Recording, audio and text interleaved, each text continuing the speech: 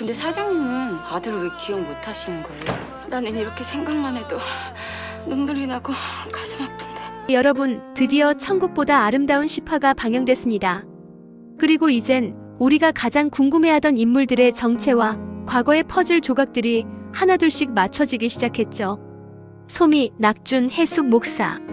네 사람을 둘러싼 진실과 거짓, 기억과 망상의 경계가 서서히 허물어지고 있습니다.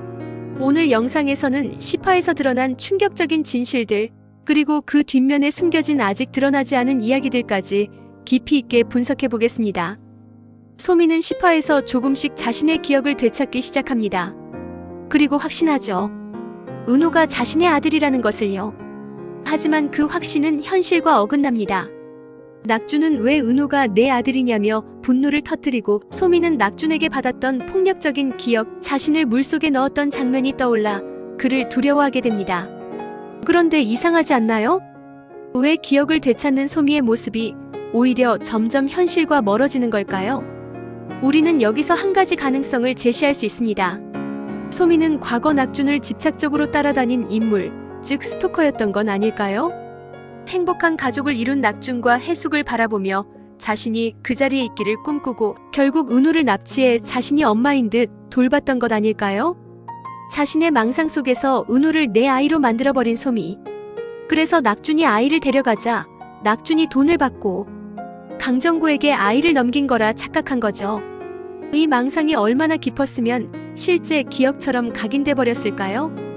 은호와 함께 있던 소미는 그가 그린 가족 그림을 보며 충격을 받습니다. 그림 그리던 아이에게 한 명씩 물어보자 아이가 대답을 합니다. 아빠 고낙준, 나 고은호, 엄마 이예숙. 이 장면은 아주 많은 의미를 함축하고 있습니다. 첫째, 은호는 해숙을 자신의 엄마로 인식하고 있다는 것. 이는 본능적으로 기억하는 어릴 적 유대감에서 비롯된 걸 수 있습니다. 둘째, 은호의 이 그림은 해숙이 정말로 그의 생모일 가능성을 다시 한번 뒷받침해줍니다. 소미는 이 장면에서 당황한 표정을 짓습니다. 왜일까요?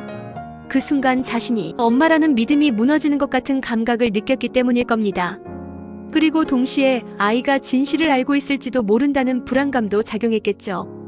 즉, 은호의 그림은 단순한 아이의 상상이 아닌 억눌린 진실의 단서일 수 있습니다. 10화의 또 다른 충격. 낙준은 소미에게 말합니다. 은호는 나랑 해숙의 아이다. 하지만 해숙은 이렇게 얘기하죠. 저 아이 없어요. 도대체 진실은 뭘까요? 여기서 주목해야 할 건 해숙은 과거 은호를 잃어버린 충격으로 기억을 잃었을 가능성입니다. 자신의 아이를 잃고 너무 큰 트라우마에 시달리다 그 기억을 지워버린 것. 그리고 그 뒤로는 아무 일도 없었다는 듯 살아가죠. 낙준은 그 사실을 알고 있었던 것 같습니다. 그래서 진실을 말하지 못하고 자신만 은호를 기억한 채 살아온 것이죠. 로또 대회에 나가기 전 낙준은 해숙에게 묻습니다. 여보, 당신 행복해? 그리고 해숙이 로또를 영희한테 줄 수 있다면 행복하겠지. 라고 말하자 그는 그래, 당신만 행복하다면 뭐? 라고 말한다. 그 행복을 깨트리지 않기 위해 모든 진실을 묻어버리는 것 같죠? 10화에서는 또 다른 반전이 등장합니다. 목사는 해숙에게 엄마라고 부릅니다. 그리고 해숙은 말하죠. 저 아이 없어요.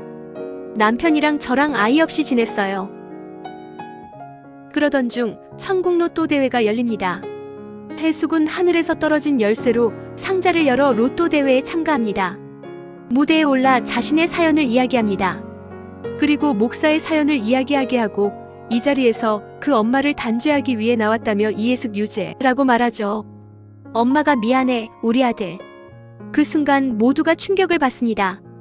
해숙은 기억을 잃었지만 무의식 속에서 목사의 존재를 기억하고 있었던 것일지도 모릅니다. 마치 하늘이 내려준 계시처럼 로또 열쇠를 통해 모성애가 깨어난 것이죠. 그런데 심사위원들은 의심합니다. 이건 거짓말일 수도 있다. 그 순간 센터장이 말합니다. 천국에서 거짓말이 허용되던가요? 그 한마디가 모든 걸 진실로 만들어버립니다. 소미는 낙준이 강정구에게 돈을 받고 아이를 넘긴 장면을 떠올립니다. 하지만 그건 사실이 아닐 수 있습니다. 오히려 그 장면은 소미가 아이를 납치한 사실을 덮기 위해 낙준이 소미의 가족인 강정구에게 다시는 그런 일이 없게 하라며 각서를 받은 장면일 수도 있죠. 즉 낙주는 오히려 소미로부터 은우를 지키기 위해 싸웠던 사람이었던 겁니다.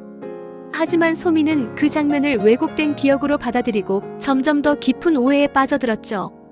소미는 기억합니다. 낙준이 자신을 물속에 넣고 죽일 듯이 행동했던 것을. 하지만 다시 생각해봅시다. 그 장면은 정말 살해 시도였을까요? 오히려 낙준은 자꾸 자신의 가족 근처를 맴도는 소미에게 마지막 경고를 준 것이 아닐까요? 다시는 우리 앞에 나타나지 마라. 그 절박함이 고문처럼 느껴질 정도의 행동이었을 수 있습니다. 18을 통해 우리는 깨닫게 됩니다. 기억이란 때로는 사실을 지우고 거짓을 진실처럼 만든다는 걸요.